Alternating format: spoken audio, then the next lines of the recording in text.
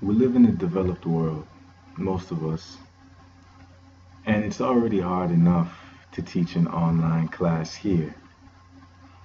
What I wonder about as an educator of African descent is how do we bring online education to the forgotten places?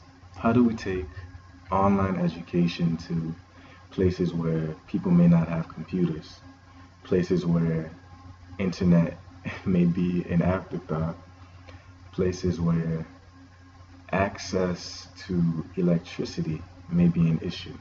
Thinking about all of those things, the dynamics of the digital divide, of inequality when it comes to access to resources, about the people who are affected by it most, and how do we deal with that issue, the first thing that comes to mind is, oh, this is kind of a job for an Afrofuturist. My name is Dane Barrett. I am a young man of African descent from New Orleans, Louisiana. I am an aspiring educator. I identify as an Afrofuturist, and I want to tell you about my project, my recipe for online learning, and it's called Briarpatch. So you might be asking yourself off the bat, well, what is an Afrofuturist? An Afrofuturist is a member of the African community who, as an act of self-love and as an act of defiance and resistance in a time of mass oppression, they are people who dare to envision what the future could be like for Black people, for people of African descent. The Afrofuturist in me says that we have to become extremely innovative in the face of adversity.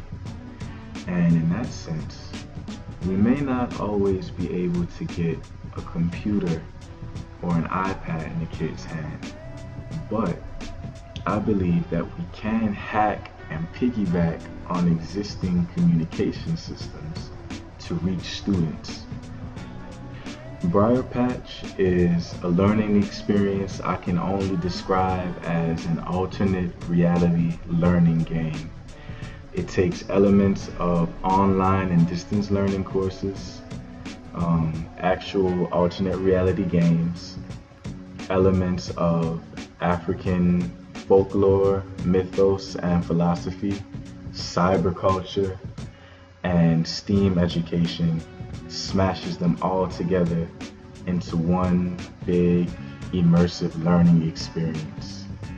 As for an alternate reality game, we can think of that as a mythic experience, a highly immersive, interactive learning experience that's networked between the internet and the real world, and it often blurs the lines between the two.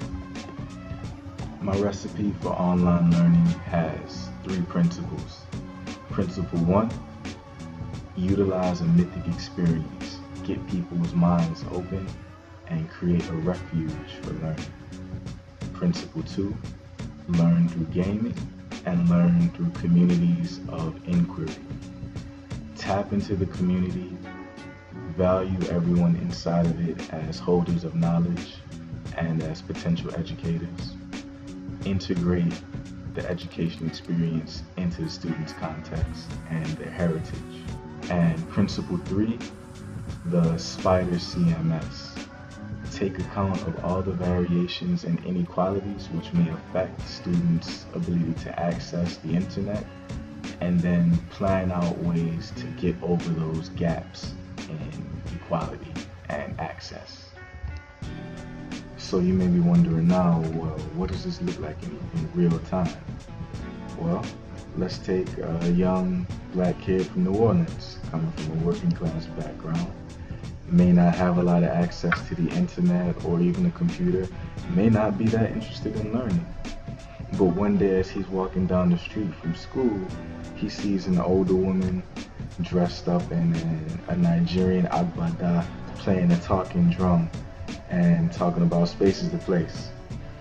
And he walks up to her, if he's brave enough, and she gives him a clue, and she says, go to the library. he goes to the library with that clue, gets on the internet to look it up, and that gets him initiated into the whole program. So in that way, Briarpatch takes a child's community, their heritage. It takes whatever learning institutions, knowledge hubs, internet access points exist within that child's context, and it wraps them all up into this seamless experience that may not always be perceptible to the child, but it makes a joyful learning experience that motivates self-guided, self-motivated study. And I think for children coming from marginalized backgrounds, that's an invaluable experience. And it could be extremely useful for helping us educators to close gaps in academic achievement too.